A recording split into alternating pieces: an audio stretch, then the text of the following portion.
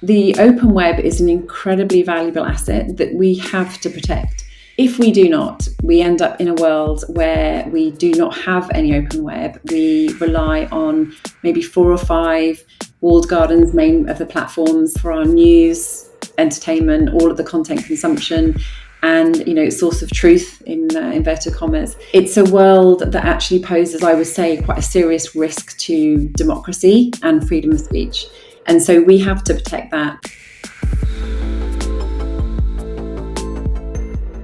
Hello everyone and welcome back to Identity Architects, the InfoSum podcast that spotlights the leaders in the media industry shaping the future of data-driven advertising. I'm your host Ben Cicchetti, and this week I had the opportunity to sit down with Sara Vincent, MD UK at Utiq. I loved chatting with Sara, learning more about Utiq and also picking Sara's brains on the current and future state of our industry. Now, I should point out that Sara and I actually recorded this episode a few weeks ago before Google changed its cookie plan. So you'll have to accept our apology for still talking about Google deprecating cookies. But what I love is that everything Sara said on the podcast remains true today. And if anything, it just shows how forward-looking she and Utiq have been. Before we jump into the conversation, this is a reminder to hit that subscribe button so you'll be alerted when new episodes of Identity Architects land. But without any further delay, here's my chat with Sara. Today, I am thrilled to be joined by Sara Vincent, Managing Director UK at Utiq. Sara, welcome to the podcast. Thank you for having me, Ben. Good to be here. I'm excited to learn more about Utiq and especially to learn more about you. For anyone who's unfamiliar with yourself and with Utiq, can you just give us a quick introduction to yourself and Utiq? Yep, of course. As you said, I'm the UK MD for Utiq. I joined Utiq in January this year, and we are still pre-launch, but we are launching the market in Q3 this year. Utiq is a joint venture between the 4 largest telcos in Europe, and we're leveraging the telco technology to deliver a persistent identifier at scale across the open web. Super exciting and incredibly well timed, as clearly we will get into with all the changes happening within the industry. We'll start the way we always do, which is with a series of quickfire questions to get to know you a little bit better. Starting with, what's your earliest memory of advertising? Well, good question. I had to think quite hard about this one because it wasn't anything that really sprung to mind initially. But I think when you start to really sort of dig into the memory banks, one ad I have on recall is a TV ad, which probably most of your guests would say because visual ads tend to stick a bit more. It also had a really annoying jingle that you couldn't help but singing along to. So that was that. And it was for a carpet air freshener, and it was called Shake and Vac. If you remember that, I've actually just researched it. The actress on it was a famous Hollywood actress at the time. And I just remember watching it thinking, she is so excited about this carpet air freshener and just zipping around with the Hoover. It all looks a lot of fun. But yeah, it was that's the one that sticks in my mind. And I won't sing the jingle, but it is available on YouTube for anyone who wants to go and listen. Yeah, well, we might have to share it when we share this podcast on social media so that people can go and enjoy that. I love that. It's a great shout. If you take yourself back to that time then, what did you want to be when you were younger? What did you want to be when you were growing up? Oh, okay. So don't judge me. Initially, when I was quite young, I wanted to be in the police. I really don't know why. I wasn't, as a young child, I was really shy and really not that kind of authoritarian person. So I'm not quite sure where that desire came from. But I just remember thinking the police that I'd seen on TV looked really cool. And it was quite a cool job to do. So that was my initial thoughts. And then really don't judge me on this one. It then evolved into, as I got a bit older, looking at estate agents and thinking, that's actually a really interesting job where you get to interact with people all day. You are selling. And by that point, I'd realized that I'd quite enjoyed sales and the sales process. You're solving a need for people and you get to go out and potentially be selling and looking around and sharing all this amazing homes and the country and just beautiful places for people to live. So it's a really strange mix. And then to end up where I have is I really don't know how that happened. That is incredible. Yeah. So what was your first job in either media advertising or marketing? My first job was I was selling ads on a TV listings website. Really, that's all I was doing all day, picking up the phone, calling any advertiser that I thought might be see relevance in advertising alongside a TV listings, which was pretty much anybody. So that's really when I first started to learn about, ad sizes, 468 by 90s, 300 by 250s, CPMs, and all of that, and where that came from. So yeah, very much a sales job, and literally selling banner ads on a website. Yeah, I mean, those sort of kind of first jobs are always so interesting to see kind of where people go from there, how much they kind of get ingrained into the industry. What do you think it was about the advertising industry that drew you in, and then what keeps you in it to this very day?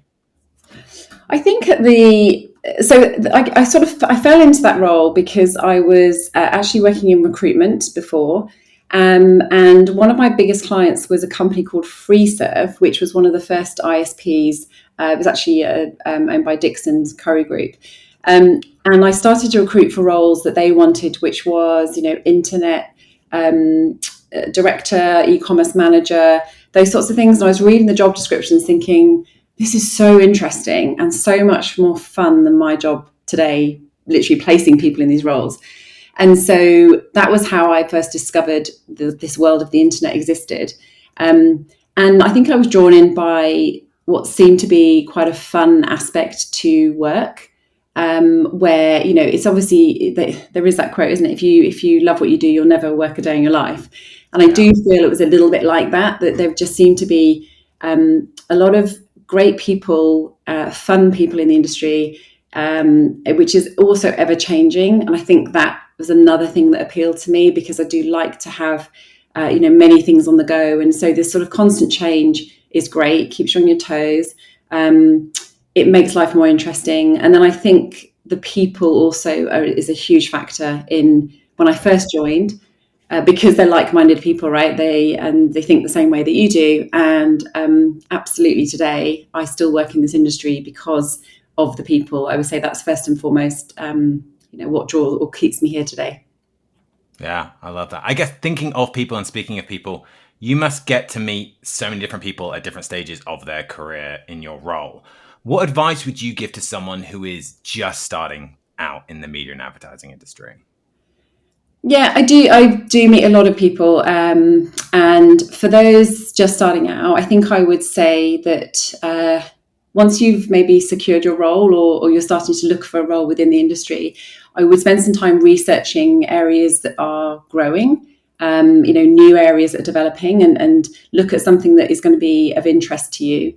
And then once you've secured that role, I would also say continue to do your homework to increase your knowledge. There are so many free programs available, certainly within, if you want to know about the history of programmatic, there's many available online.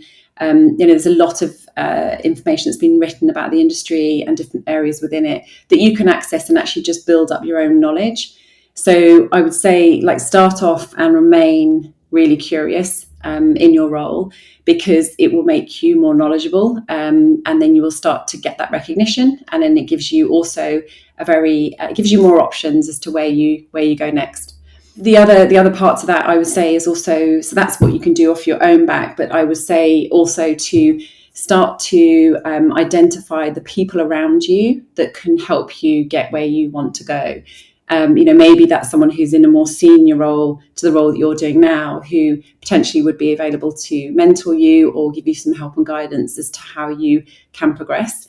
I think I didn't have that, and it's only, for me, it's become quite late in life that I've realised the power of that. And so I would say from the moment you start out, start to look around for your people, but also people who can help you. And you'll find that many people are more than happy to be that support for you. Yeah, definitely. Networking and kind of mentorship and those things are so important as we kind of all grow in our careers. And I think when you can meet people like yourself who are so passionate about what they do, it just helps to kind of keep us all excited about what we're doing as an industry, learn more. And as you see, that kind of bedrock of knowledge is always going to be super, super helpful. As I mentioned, you kind of always seem very passionate about what you do. So I've got a two-part question. What keeps you awake at night? But then what gets you up in the morning? What gets you motivated and passionate every single day? So nowadays, what keeps me up at night is the challenge of launching a new business in a new market. What gets me up in the morning is the challenge of launching a new business in a new market. Really, I guess the things that kind of cause me some sleepless nights is just about achieving the right balance now between alignment of the every aspect of the business that has to flow in a certain way in order to launch the business and then to grow from there. So making sure that we are setting the right expectations across the industry, that we're explaining what we're doing, that we're drilling down the importance of and how fundamental what we're offering is and is going to bring such a change. So it's a bit of a kind of like a juggling act, but that's the fun, I think, of a scale up. And really, that's the thing that gets me up in the morning as well. That no day is ever the same. I've been really quite overwhelmed actually so far this year in terms of the response to the Utiq offering and the positivity and I guess the immediate understanding of what it is across publishers, advertisers, customers. It's really, really quite exciting. And so that, I do get up in the morning and get quite excited about what I'm doing and have an amazing team as well that I work with to make sure that becomes a reality. Yeah, I love that. It reminds me, obviously, I was very early on in the days of InfoSum, so I kind of joined before we came to market. And it reminds me of those early days of that education piece, that kind of requirement to kind of educate people on this kind of new approach. And I think Utiq is similar in that way. It's that, it's an education, but it's solving such an important need that, the reaction, I'm sure, is incredibly positive. I'm super excited to dig further into Utiq and kind of understand it even further. Obviously, what we do is incredibly complex. And as you said, there's an education piece that has to go along with that. How would you describe what you do within media and advertising to a 10-year-old? Oh, wow. It's tricky. I think I try and tell a story, perhaps it was relatable, at least. My kids are older now than 10, so I'm trying to find something that would be relevant to a 10-year-old today. I guess I say something along the lines of, imagine you made insert new shiny toy that everyone wanted. Let's say fidget spinners, and I'm sure they're out of fashion already, but imagine you made fidget spinners and you wanted to sell them. So once you've sold one to all of your friends and everyone else in your school, you've still got more fidget spinners to sell. And so you need to find some more customers. You need to tell people about them. So what you could do is place some ads on the internet, but there is a cost to doing this. And so what we do is make sure that we only show your ads to people who are most likely to buy them and then become your customers. Yeah, that's great. Super simple. And yeah, fidget spinners, I think they're still around. So I think they're still cool. We have them in our offices as in all of our meeting rooms for people that they tend to like to fiddle with something while they're in a meeting or something. So we have them everywhere. Yeah. So yeah, I like that. We'll stick with that for now then. There you go. The final of our quickfire questions, and a personal favorite of mine, is because it always just gives me a little bit of a unique insight into everyone that I get to meet during this podcast. If there was a song that was a soundtrack to your life, what would it be? This is really hard for me because I like music, but I've never been that really into it. So I don't have like a go-to, let's say. I would think or say that in terms of like a soundtrack, I would actually go with something like The Greatest Showman soundtrack. First of all, a most amazing movie, which I have been to the cinema on my own to watch again, which is the first time and only time I've done that. But the songs, I think there is a song for almost like every occasion, and they would seem to fit into your life at some point. And really, I guess the title track of that soundtrack is The Greatest Show, and that in the last 7 years, I've changed jobs twice, and I seem to find myself playing that song over and over again at those times where I'm making those decisions. I find it really kind of motivating.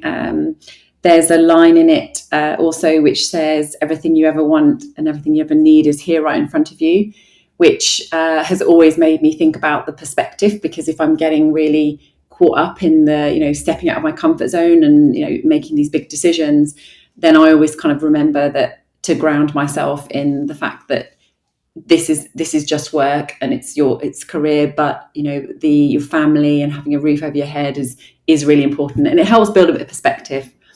So I'd say that. I love that. Great, fantastic movie. Love that movie, and a really great soundtrack. So we have a playlist on Spotify where we add all the songs that people choose. So we'll add the title track to that, so that everyone can enjoy that and get motivated as they listen to that playlist. I'm super interested to learn more about Utiq. As I said, I think it's an interesting company. It's come along at such an incredible time where there's a real need. For anyone who's unfamiliar, can you just dig a little bit deeper on what Utiq is, what it is, how it works, who's involved, and just kind of everything people would need to know to set the context around Utiq? Absolutely, I would love to. Thank you. So Utiq is a joint venture between the 4 largest telcos in Europe, and they are Deutsche Telekom, Telefonica, Vodafone, and Orange. About 3 years ago, those telcos got together and started to look at developing a product that would bring some of the ability to identify a network that they have within telcos and apply it to digital advertising to solve the challenge that we were starting to see, which was a signal loss because of the deprecation of third-party cookies. So that happened 3 years ago, and then 1 year ago, the development and the product was spun out into a separate independent company called Utiq, which is what Utiq is today. We are live across Germany, France, and Spain, and we are launching UK and Italy in Q3 this year, which is obviously what I'm doing, which is incredibly exciting. As mentioned, we are leveraging the telco technology to build a persistent identifier at scale and primarily for the open web. So one of the challenges that we are really passionate about solving is making the open web more trusted and more responsible, and try to bring back some of the ad spend, which has over time started to migrate towards the walled gardens. And that's not through anyone's in particular's fault. It's just the way that the industry has evolved. And we see that there is less and less parity between open web and walled gardens. So there is no persistent identifier in the open web which matches an email or a login that you obviously have within the walled gardens. And so that's the first thing that we are trying to address. In a nutshell, I would say if you're a publisher, then what the Utiq solution enables is essentially full authentication of your user base, but without having to ask a user to log in, because that in itself comes with quite a lot of challenges and resources and time to build that functionality, to obviously manage that as well. So for publishers, we can use it almost like having logged in users. And then the token that we generate for them enables them to enhance their own offering. So it can enable site personalization for someone who hasn't logged in, which is quite an incredible thing. Further audience segmentation, it can help towards anti-churn strategies. And there's a whole plethora of use cases for publishers. And then from the buy side, essentially what we can offer is the scale that we don't see across other identifiers in the industry today. And that really comes from the telco coverage that we have. So if we're doing really well in each market, we're aiming to have 70 to 80% addressability, which is already what we're seeing in the markets in which we're live. And so the scale is very important for the buyers. We can also frequency cap accurately, because Utiq actually sits across all browsers, so there is no browser breakage. We've run some case studies and looked at some of the analysis behind those, and seen that today, if you set a frequency cap of 5 on a campaign using Utiq, you will deliver 5 impressions. If you set a frequency cap of 5 across a campaign that's using cookies, you're more likely to deliver 9 to 10 impressions. and that's because cookies are not are browser dependent. So that brings certainly an accuracy, but also a big efficiency saving for advertisers. And the third thing is actually that we only generate an identifier if we're able to match an IP against a mobile phone contract, which means it's what we're generating is an identifier that belongs to a real person. And if you think about, on average today, ad spend, maybe there's about 20% or so, which is fraudulent inventory. Then we cut down on that greatly by knowing that any path that is Utiq enabled, the buyer is going to be advertising and targeting real people. So that's how interesting and exciting it is for the buy side. And then the third piece is really around the users, and the consumer, because we put the consumer and the human really at the heart of everything that we do, and that's where it starts, which is ensuring that we're gathering valid consent at the beginning, and then giving the user control over managing that as well. I mean, it's super fascinating. And what I love is how you ended it there with the fact that it is all about the consumer, that the consumer comes first. Because I think that in the past has been forgotten, that everyone became so focused on targeting, tracking, data, and everything in between that we almost forgot that at the end of that is a consumer. So I think putting consumer at the heart of it is just so important. And obviously foundational to Utiq is that consumer consent. And as an industry, we talk a lot about the value exchange that exists between consumers, brands, media owners, and other parties involved. Do you think that consumers today have a better understanding of that value exchange than in the past? I think we are making steps towards this, but I still think there's a long way to go. We have not been brought up certainly in the online environment and the web environment, that there is a cost to the content that's being consumed. This is different in apps, for example, where as a consumer you may well pay for an app to download, or you pay some subscription to access the content. So that isn't really so much of a challenge within that world. But online, there's never been that, and therefore it takes a bit of time to change a mindset where content has always been free. And the challenge we have today is that by giving regulations evolved where we are users are asked to either give consent or not give consent, and because of the experience that we've unfortunately been generating online, which is not the best for the user, we are probably seeing a higher opt-out rate today than we would have had we done everything quite right from the beginning. But I think we're in a point of change now. I think actually consent or pay, which is becoming quite prevalent in Europe, is really driving a lot of the understanding towards the value exchange a lot quicker than if it was more organic, because that very clearly presents information to the customer to say, if you were not willing to consent, to enable us to advertise perhaps potentially better and more resonating creative to you, then there is a cost to the content in which you're going to consume. That's helping, I think, raise the awareness.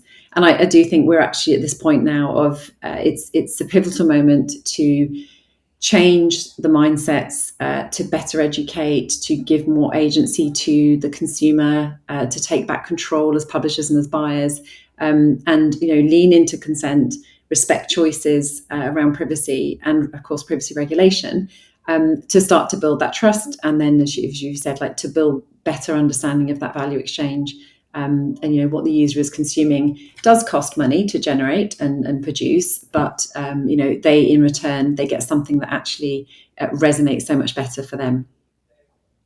Yeah, I completely agree. I think it's super important. I think we are at kind of a transitional period now where that understanding is great. And obviously, as an industry, we're putting privacy, security, and kind of those foundational elements in place. One of the goals of Utiq, obviously, is to enable the open web, or the premium web, maybe, as the Trade Desk has recently dubbed it, to thrive and continue to thrive. Why is that even important? From your perspective, why is it important that the open web continues to thrive? So for me, it's really simple. The open web is an incredibly valuable asset that we have to protect. If we do not, we end up in a world where we do not have any open web. We rely on maybe 4 or 5 walled gardens, main of the platforms, for our news, entertainment, all of the content consumption, and source of truth in inverted commas. It's a world that actually poses, I would say, quite a serious risk to democracy and freedom of speech. And so we have to protect that. And then, why is that important? Because the open web today represents and can bring a diversity in terms of voice and culture. We have large publications like news publications, but we also have, niche interest sites, which, there is an audience and then they can cater for that. Content on the open web is, especially in the larger platforms or larger sites, is, fact-checked content, and there is no inverted commas around truth there. And content that's written by journalists who are paid, earn a living by writing this content. So, aside from anything else, in fact, that the open web is, providing many livelihoods, and there is over 2 million jobs in the UK, which are dedicated towards digital advertising. So the contribution for advertising to the UK economy is huge. The livelihoods it supports is big, and therefore it's something worth saving for those reasons. I think some of the challenges, though, which we're facing is, as I mentioned, we are seeing an imbalance in ad spend with, I think in the UK, I think I'm being very optimistic if I say 25% of ad spend goes to the open web. It didn't used to be like that. This has happened over the course of the last 10 years. And we know why, because it's becoming harder and harder to address the open web, with signal loss. The walled gardens don't have that challenge. And so it's a natural progression of spend. We understand that completely. But what if we can bring that signal loss back to the open web, and then we have some sort of parity, and then we might start to see some of that ad spend moving back into the open web. And we're not talking about boiling the ocean and flipping the imbalance completely. 1% at a time is over $100 million. And so that, even that kind of 1 to 2 to 3, 5, 10% is a huge amount of investment back into the open web, which will fund, the journalism, the quality content, the fact checked. And it starts to bring back user trust as well, because there is that the value exchange is understood, but also the content can be better. There is less pressure for the publisher also to keep piling on ads in order to try and fund the business, as CPMs drop, as spend drops in the open web. So that's why it's really important for that's personally how I feel, but also with Utiq, this was the problem statement that the whole business was founded on. Yeah, I mean, it's so, I couldn't agree more. I think it's so important that, that we protect and we help that open web not just survive, but thrive, as you've kind of said. And obviously one of the ways that open web has existed to date, and it was inevitable that we would end up talking about third-party cookies. There was no way we were going to get through an entire podcast without bringing them up. We're obviously in the second half of 2024. Cookies are still part of our industry. Google did delay its deprecation of third-party cookies earlier this year. Do you have a view or an opinion on how Google's deprecation of third-party cookies will ultimately play out? I think, I know we can't avoid this, but the statement I'd make first of all is, whilst we talk a lot about what Google are going to do, we need to be looking at what's actually happening today. So between 30 and 40% of the open web is unaddressable today. And that's because over the last 7 years, a number of browsers have deprecated third-party cookies. There's been actually really positive conversations around this, and a real recognition that we have a problem today that needs solving. And that's actually really positive to hear. We did hear much talk about this in Cannes this year, that it's not about the cookieless future, it's about the present now. We have a challenge today. And we know that I've spoken to consultants actually who look after brands, who've seen that in their analytics today, 30% of their sales may well actually come from a Safari browser. But if you break that down into channel, then Safari is only contributing towards like about 10% of sales, which means that the brand is underrepresented in Safari, as an example. But also Safari is tends to be a place where there is a lot more affluent users, and so it's if you turn things around the other way, then what you're talking about today is brands not being in an environment where they, potentially their customers are. And so that needs addressing today. This is not sitting here waiting for Google to change things with Chrome. So where we are today, we have an opportunity to move, I think, from test and learn into actually really committing serious ad spend behind the alternatives that are available today, the ways that, the paths are cookieless. We get that right, and then we're in a really, really good shape. And I've remained forever the optimist on this, and people think I'm a bit crazy, but if we can get if we learn a lot now, if we actually take the control back and we start to put pressure in the areas of the industry that need it in order to move to prioritizing IDs over cookies, then maybe when Chrome deprecates third-party cookies, it will be a non-event, because we're all set up. We know how to monetize. In fact, there's better monetization with ID paths than there is with cookies today. So, we're just in a really good place, and we then have control back in the industry, which is great. It sounds a bit idyllic. I hear it super optimistic, but money talks as well. So if brands now are talking more about this and understanding actually what it means, and if they're starting to think, okay, actually I'm underrepresented in this space over here, I need to be doing more here.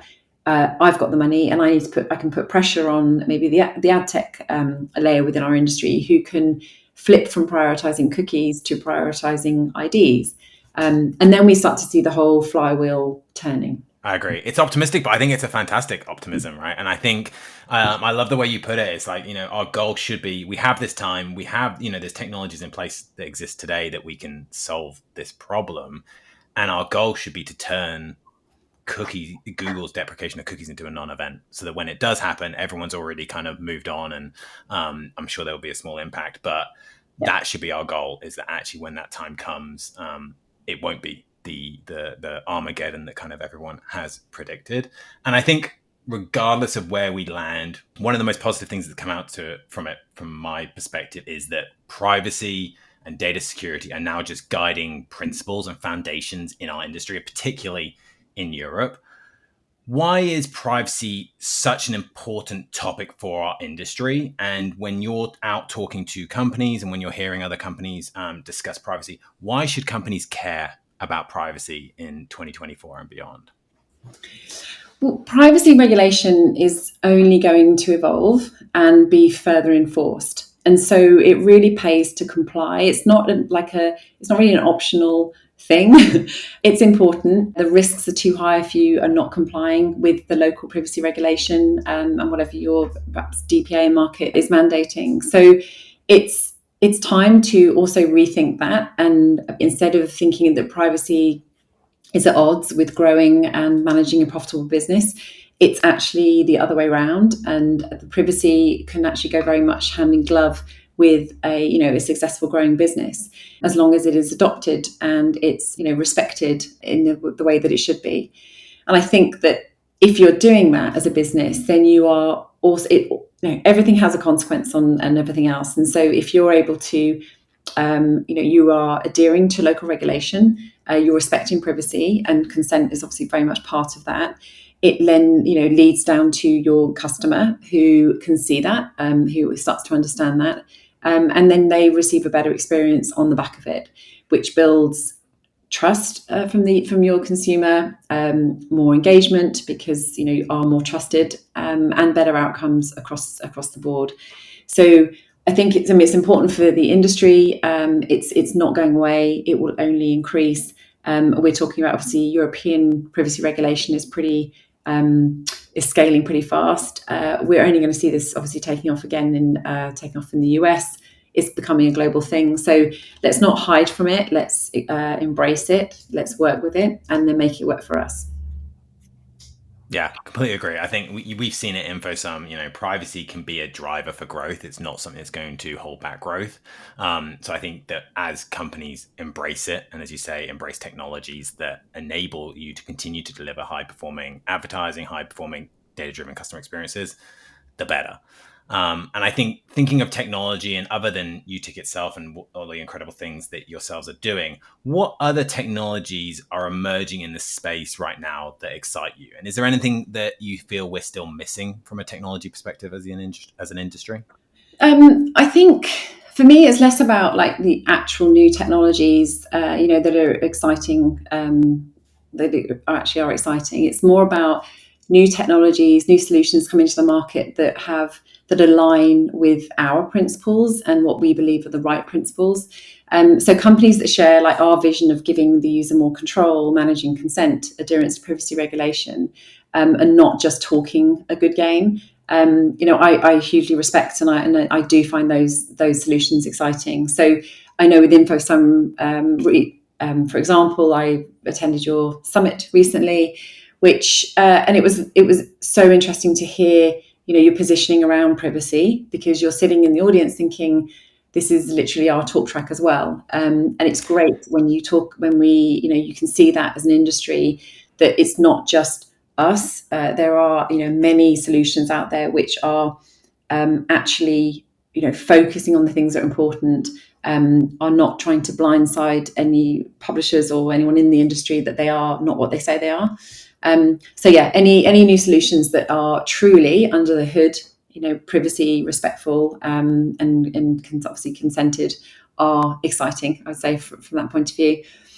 In terms of what's missing, I guess this is a bit of a cheat answer, really, because when we now are talking to the buy side about Utiq, one of the first questions we get asked about is measurement and attribution.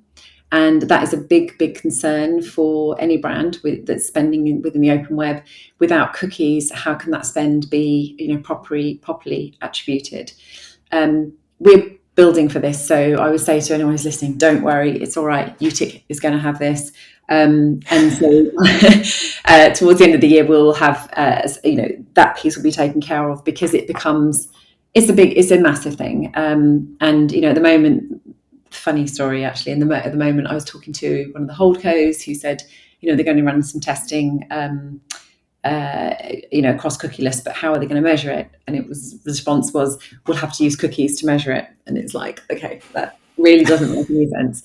So that's the thing that I think is missing. And then, obviously be able to crack that, we would then have, again, I talk about parity, but the measurement piece is, the second step in that parity beyond having the persistent identifier. Obviously, as you mentioned, there's a lot of emerging technologies, but then it's the use cases that those technologies drive that's so important. And obviously, fortunately for InfoSum, data collaboration technology, data cleanroom technology has definitely become a, quote unquote, must-have technology for businesses.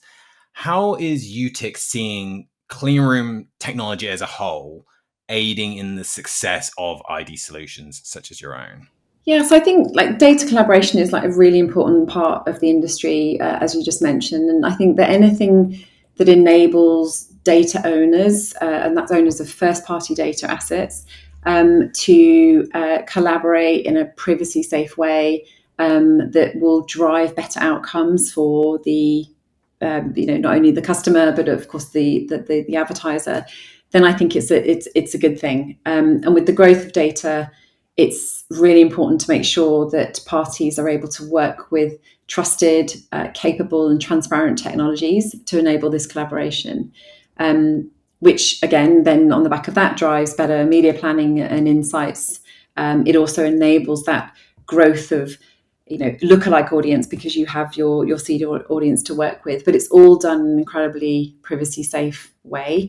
So I think that is that's a growing space, and particularly within Utiq as well, we see many use cases now, actually, and this is in the markets where we are slightly more established, that we see a case for retail media. It's absolutely a huge growth area for us.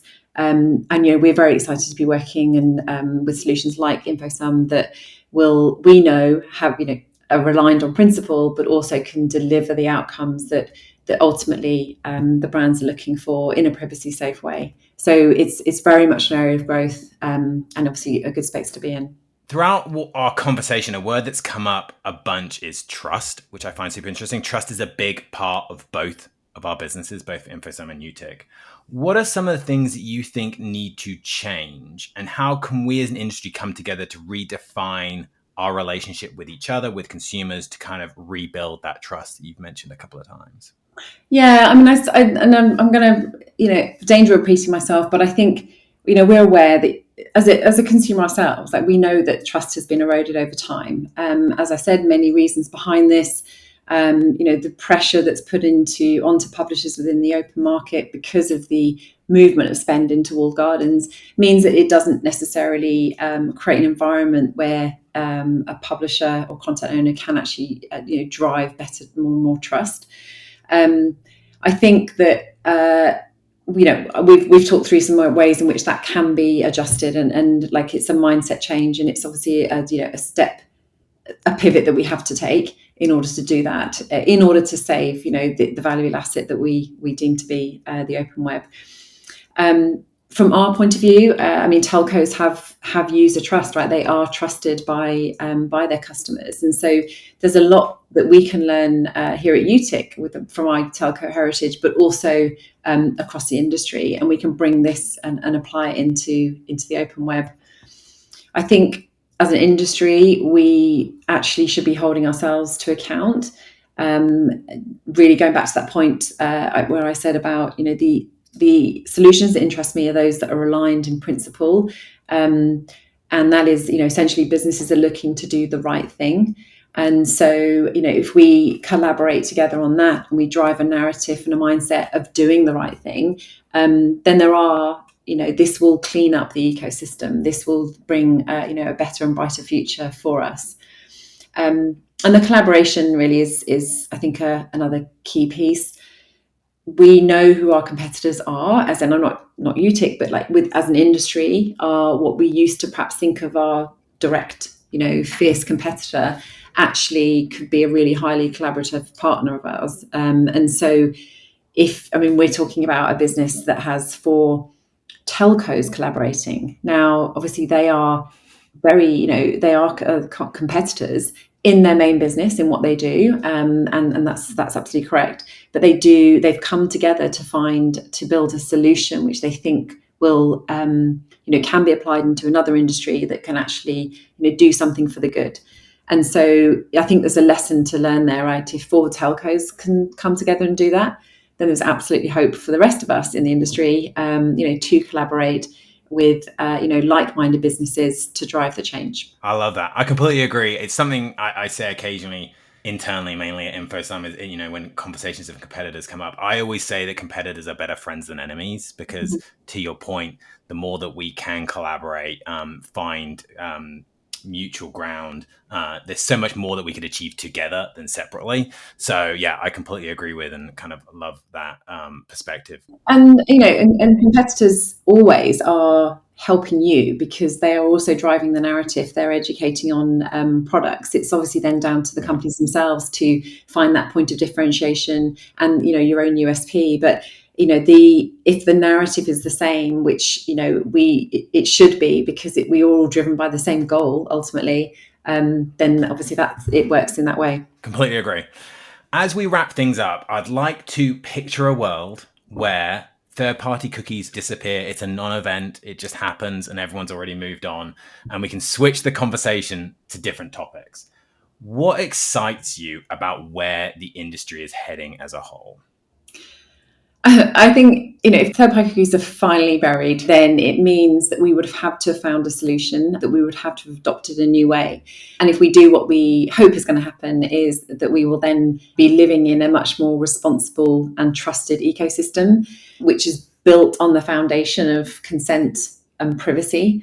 And so with this in place, I think we should then start to see the open web flourish. and support those richly diverse voices. I talked about earlier the protect our democracy, continue to produce quality fact-checked content, and also a world where we see publishers receiving a fair return for their investment in content and advertisers driving the outcomes that they're looking for. So it's very much, if the right thing is done now and we put the right blocks together to build a really, really solid foundation, then we have this opportunity to flip into a very trusted and responsible world, where only good things happen. So we move into open web utopia. I love that. That feels like a really nice way to end things up. I've really enjoyed this. Obviously, what this podcast is about is meeting individuals and speaking to individuals like yourself who are pioneering new ways for us to use data to deliver those better customer experiences. So when you look at people that you admire within the industry, who would you nominate for me to interview on an upcoming episode of Identity Architects? Oh, there's so many. You've also interviewed a lot already. So there's a gentleman called Simon Bennett who has worked at Yahoo for a number of years and recently moved across to Amazon. He is, I learn something from him every time he speaks. He is an absolute fountain of knowledge in ad tech generally, in privacy, regulation, identity. He's one of those people who's definitely done the homework over the years to become an incredibly knowledgeable person. So I think it would be great to hear from him. He is certainly also quite vocal across the industry WhatsApp groups as well, and just provides a very well-rounded, thoughtful response. So yeah, I would love to hear from him. Definitely, we will reach out and try and get him on the podcast. It sounds like it'd be a really interesting conversation. Sarah, thank you so much for being on the podcast. Utiq is just such an interesting company to me, and I'm fascinated. I'm really interested to see how it evolves over the coming months and years. And I just really admire you as an individual within our industry. You've had a fantastic career, and I feel like every time I hear you speak, I learn something new, and you always bring such a fresh and optimistic view of the future of the industry. So I just really appreciate you being on the podcast with me today. Thank you so much, Ben. I love chatting with you. I really appreciate you asking me to join. Thank you.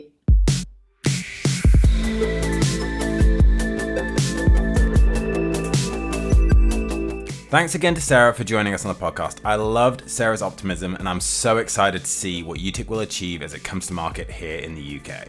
All that leaves for me to do is to remind you to hit that subscribe button so you'll know when the next episode of Identity Architects lands. But until then, thanks for listening.